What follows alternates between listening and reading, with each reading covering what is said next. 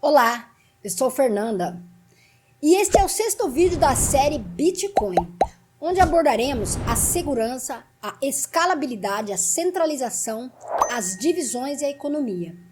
Sabemos que as criptomoedas, das quais o Bitcoin é o carro-chefe, já afetam a economia real e estão redefinindo o futuro do dinheiro. Vem comigo nessa jornada de conhecimentos, pois a melhor forma de prever o futuro é criá-lo.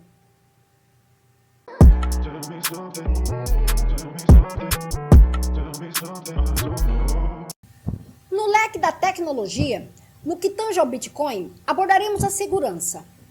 Embora muitos consideram o Bitcoin uma moeda segura por causa da sua encriptação ponta a ponta, os riscos aos quais os usuários estão expostos fora da rede são o foco do problema, uma vez que o acesso aos fundos de uma conta depende unicamente da posse de uma chave secreta. Os fundos de carteira online podem ser hackeados e os fundos de carteira offline compartilham a mesma insegurança do dinheiro em espécie e obrigações ao portador, o título de créditos. Na escalabilidade, o funcionamento da rede Bitcoin depende da ocorrência de um número bastante limitado de ações, no que diz respeito à criação de novos nós, fabricação de transações, mineração de moeda, prova de trabalho e estabelecimento de consenso. Porém, é uma visão crescente a de que a rede Bitcoin, como originalmente implementada, não é escalável. Na criação de novos nós, a cópia da blockchain, a base de dados sempre crescente, é a principal etapa. Porém, o crescimento da mesma tem superado o crescimento das taxas de transferência de dados e capacidade de armazenamento. Para frear esse crescimento, os blocos da mesma tiveram seu tamanho máximo limitado, o que também limita o número de transações por período, de 10 minutos. O debate entre o aumento ou manutenção do tamanho máximo do bloco de transações por período tem dividido a comunidade envolvida no projeto e gerado controvérsia. Aqueles que defendem o aumento alegam que a manutenção está prejudicando a confiabilidade das transações feitas na rede.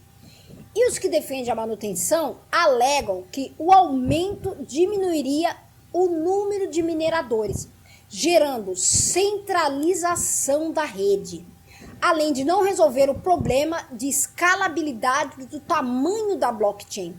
Os grupos que defendem cada um dos lados criaram versões concorrentes, conhecidas como Bitcoin Core e Bitcoin Classic. Em março de 2013, um servidor Bitcoin, também chamado de minerador, rodando a versão mais recente do protocolo, criou um registro grande demais no log de transação, também chamado blockchain, incompatível com versões anteriores do protocolo devido ao seu tamanho. Isso criou uma divisão no log de transações. Alguns usuários utilizavam a versão mais recente do protocolo, compatível com registros mais longos, enquanto outros usuários ainda utilizavam as versões mais antigas do protocolo, não utilizando o log novo, grande demais. Essa bifurcação resultou na formação de dois logs diferentes, sem um consenso de qual log definitivo, o que permitiu o mesmo valor de bitcoins representado em dois logs distintos fossem utilizados duas vezes. O site MTGOX temporariamente deixou de aceitar novos depósitos de Bitcoin. A cotação do Bitcoin caiu 23% para $37 no MTGOX, retornando à cotação anterior de $48 após algum tempo.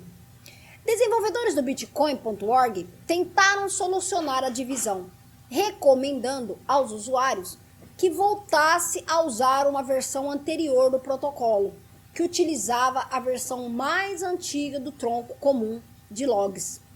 Os fundos dos usuários, em grande parte, mantiveram-se inalterados e um consenso foi estabelecido em torno dessa decisão. Na centralização, uma das principais diretivas do projeto Bitcoin é a descentralização. Porém, críticas sobre determinados aspectos do Bitcoin dizem respeito a elementos de centralização no mesmo. Ainda que a arquitetura da rede maximize a descentralização nos nós, a necessidade de prova de trabalho garante uma influência maior aos nós com maior poder de processamento específico na etapa de mineração. Aliado ao uso em larga escala do ASICs pela nova geração de mineradores, apenas um grupo seleto de indivíduos controla a criação de novos blocos da blockchain. Com o possível aumento do tamanho máximo do bloco proposto pela versão Bitcoin Core, essa centralização se tornaria ainda maior. Outra forma de centralização alvo de crítica ao projeto Bitcoin, é o processo de tomada de decisões de designer, embora o processo para sugerir novas modificações a serem feitas no código seja aberto a qualquer um que queira contribuir. A escolha das medidas a serem adotadas é feita por um pequeno grupo de programadores, aos quais não foram eleitos para tal função, e nem o são os criadores. Sobre as divisões, uma bifurcação ou ramificação do inglês fork é uma divisão de rede Bitcoin chamada de hard fork, que gera duas redes simultâneas, uma nova e uma antiga, devido a algumas mudanças efetuadas na cadeia de bloco do banco blockchain. Existem dois tipos de fork, soft fork e hard fork. As diferenças entre soft fork e hard fork são os termos. Soft fork e hard fork são usados de acordo com a escolha da comunidade em aceitar determinadas mudanças na cadeia de blocos ou no protocolo Bitcoin. Se a comunidade estiver dividida sobre tais mudanças, a versão antiga e a nova versão do Bitcoin podem virar projetos diferentes após o debate. Soft fork são implementações compatíveis com versões anteriores da rede Bitcoin e são apoiadas por consenso de toda a comunidade. Isto é, os nodos antigos do Bitcoin aceitarão receber blocos novos criados, novos nodos, estão seguindo um novo parâmetro aceito pela comunidade, pequenas mudanças no código original. Assim, todos os blocos são considerados válidos na nova versão, além de também serem válidos com os blocos da versão antiga. No hard fork ocorre quando existem metas divergentes dentro da comunidade do projeto inicial, onde dividem-se apoiando diferentes metas.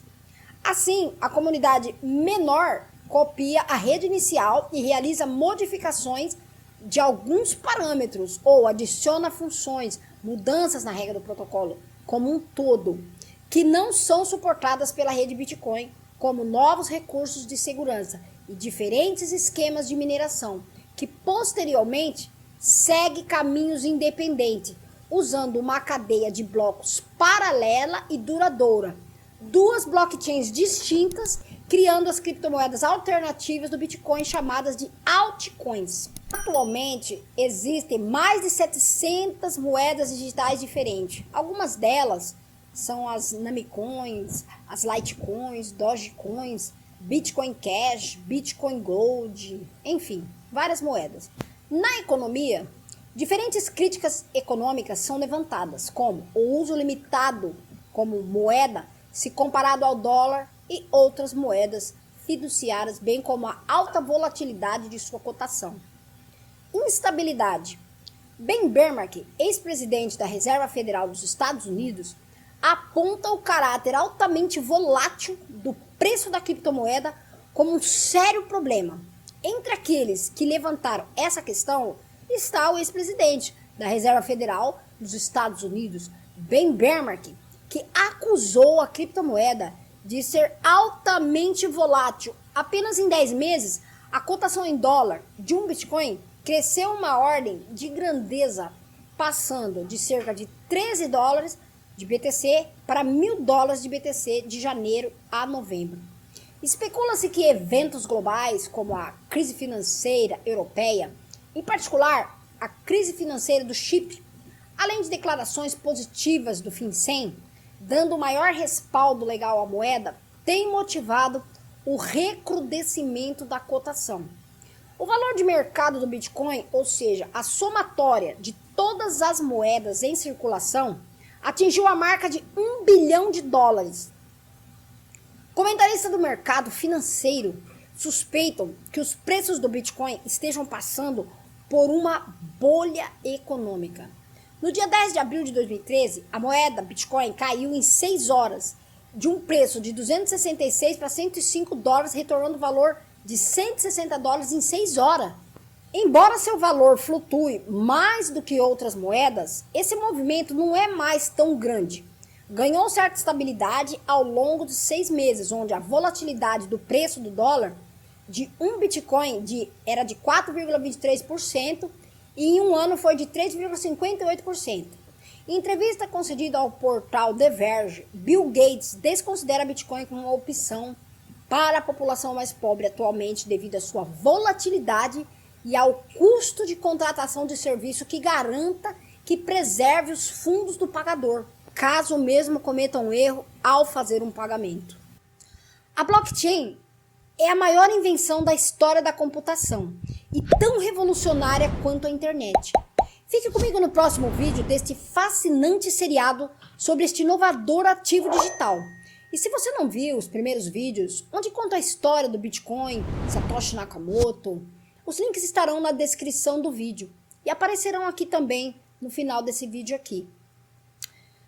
Sejamos uma comunidade que acredita que o sucesso é construído de maneira inteligente. E não se esqueça de deixar o seu like, comentar aqui o que você está achando desta série Bitcoins. Alguma dúvida que você tenha, deixa aqui nos comentários que eu estarei entrando em contato aí para a gente poder fortalecer a nossa comunidade. Estamos juntos? Te vejo no próximo vídeo.